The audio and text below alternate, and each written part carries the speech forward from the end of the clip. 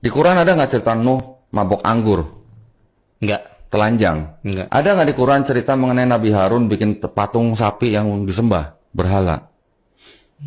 Ada nggak di Quran? Nggak ada. Nggak ada. Kalau nggak ada, terus bagaimana bisa dibilang Quran jeplak Bible gitu loh? Nggak nyantumin bukan berarti nggak nyontek.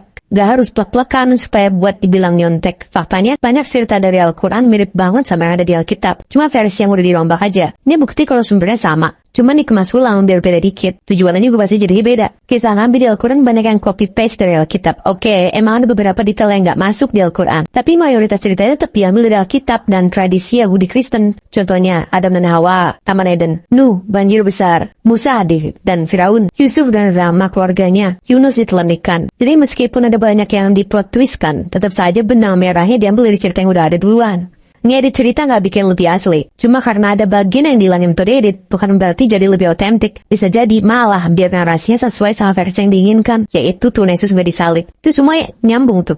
Kalau ada orang yang nyerita sejarah tapi bagian jeleknya dihilangin, itu bukan sejarah asli, tapi udah disensor aja. Bayangin ada buku sejarah Perang Dunia, tapi Holocaust dihapus, terus diklaim lebih akurat. Ya jelas itu manipulasi sejarah. Sensor dosa Nabi bukan berarti kebenaran. Di Alkitab, Nabi-Nabi tetap manusia biasa yang punya kekurangan. Jadi inti ceritanya itu jauh lebih bermakna di Alkitab. Mereka bisa jatuh, tapi juga bisa bangkit dan belajar. Sedangkan di Al-Quran, Nabi-Nabi digambarin kayak manusia super tanpa celah.